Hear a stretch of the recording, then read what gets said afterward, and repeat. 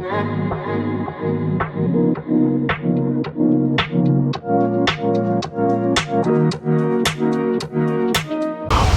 back, Hollingheiser Disc Golf fans.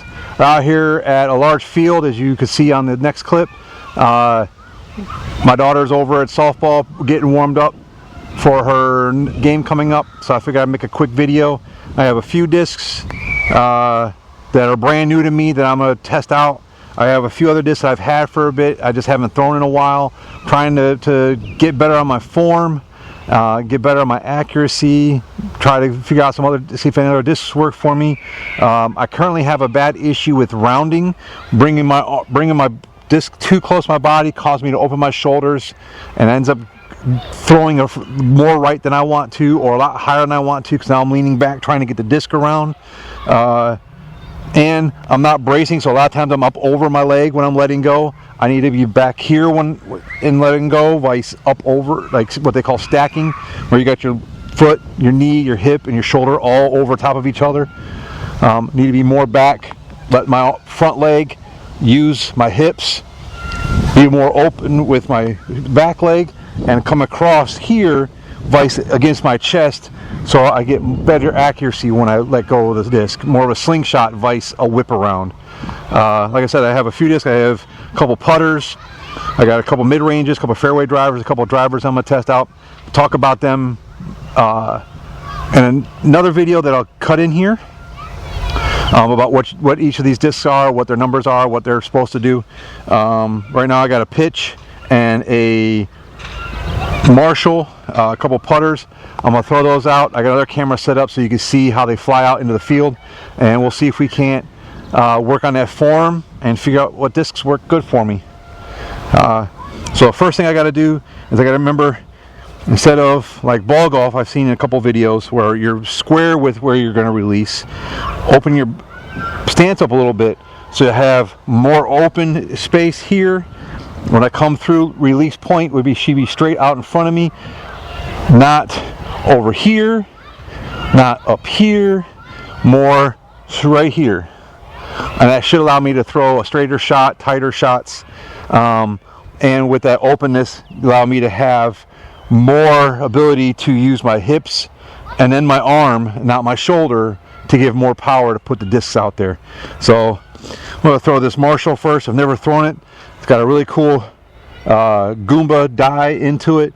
Wish it was a little darker. I think it was probably done with Sharpie, but got this on an exchange that me and the wife did last year.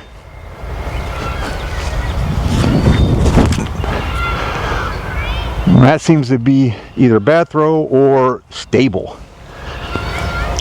That felt weird in my hips because I'm not used to it.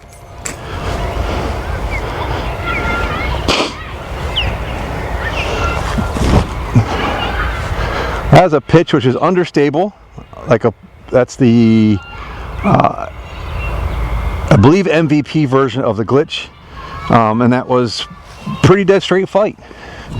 Here we got a Lizado Hex, a Neptune Discs Nautilus, and a Buzz SS that we're going to attempt. We're going to throw this Buzz SS as our first throw with this disc. Crazy, there's no trees out in front of me, so I guess I can't hit a tree with my first throw.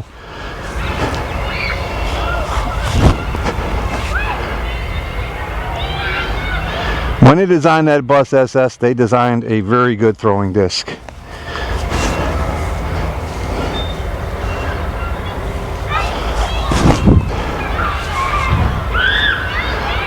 That Nautilus 5 is pretty good too. This is a first run Lizado Hex. I can't remember, I haven't thrown this in probably 2 or 3 years.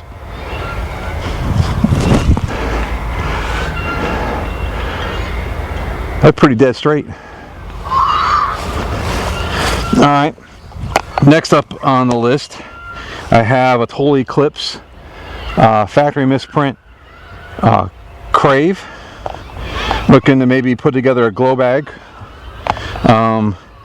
The wife got a Katrina Allen 2021 World Champion 2X F7, and I have a Buzz or a Passion in my bag, but just got a new one in a different plastic, so we'll see how it flies in comparison to my old one. And that might replace the old one, or it might stay in the bag. We'll go with the Crave first. This should be just a touch stable, or dead straight. Wow. I need to remember how to do this every throw, because every throw is coming out fairly straight.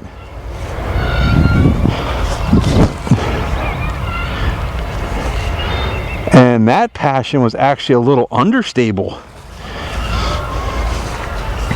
Never thrown an F7, so we'll see how it goes. It says it's 174 grams.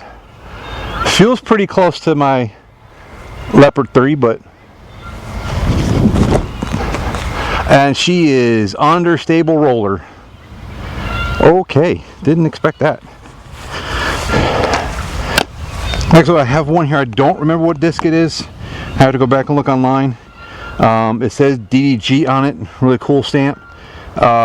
No tooling whatsoever on the underside of the disc, so no way for me to look at the disc and tell what it is. Have a Nuke SS. First time I'm going to be throwing that. I have a Zen 2, which I believe is a CD1, and then I have an S-Line Cloudbreaker.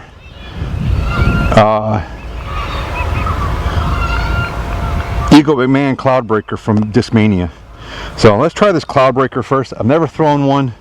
I've actually never thrown any of these 4 molds. So we'll see. I have a feeling they're pretty much all stable except for that Nuke SS. That's a... I don't know. If I can control that one more, that might be a good disc. Not really getting a whole lot of distance today. I'm not throwing real hard. I'm not loosened up. I just did a quick improv video that I decided to do.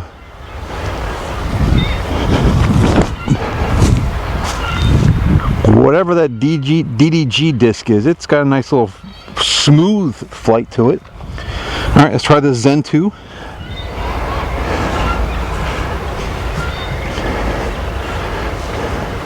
This feels more like a 9 speed, maybe 10 at most. Oh, that's nice. I like that one. All right, Nuke SS. It says it's a -3.3.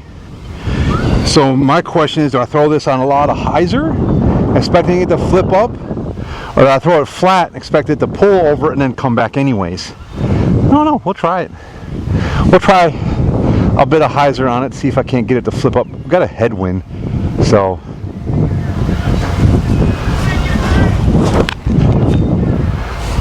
Oh, it flipped over a little bit. Oh my gosh. Alright, we're going to pause there. I'm going to walk out and measure that one, because that was long. So went and retrieved all the discs and measured the Nuke SS, this one, and was at 322 feet, which is my longest recorded throw so far. I'm going to continue to work on the form issues for rounding and getting my brace correct. But even what little bit I tried today, I was able to increase even a little bit. So it really works. Like I said, Nuke SS, unfortunately it's not blue. So I have to find a blue one to put in my bag because all my stuff is blue. This is a very nice straight flying disc. The Cloudbreaker is definitely more overstable, so maybe something I can put into a flex shot, but we'll see if it stays in my bag. If not, it'll be up for sale at some point. Zen 2 flew real nice. Nice and straight with a little bit of fade at the end. So it might find its way in my bag. The Crave will definitely go in my glow bag. I do have one in my regular bag. So when I do the glow round at the North American Disc Golf Championships out at Armadillo Course, Flying Armadillo, which would be an epic round, there will definitely be, this will be in my bag. Trina Allen F7. I've never thrown an F7 before. I don't even know the numbers off the top of my head for an F7. Extremely understable. Passion was really good. Had a nice little understableness to it. The rest of them kind of knew what they were going to fly like, except for the Marshall. The Marshall was definitely more stable. But I'm going to go ahead and wrap it up for today. I got to get over to the softball field. My daughter's game starts here shortly. I'm going to go find my spot to sit. But going to continue working on rounding, trying to keep my stance more open and not all tight and closed, because that's causing me to whip around and throw it off. Definitely was a cleaner and straighter release points so far, but we'll continue doing that one. And bracing and not getting stacked up over top of my leg seemed to definitely give me a little bit more power to put into the disc too. Normally, some like the Passion, I wouldn't normally turn it over on a flat throw, but it definitely turned over some. So more power, more revolutions means that it's going to fly a lot more true to its nature, or even against its nature. So we'll see how things go. I'll get together a video here soon again after a while, so I can do some more work on this stuff.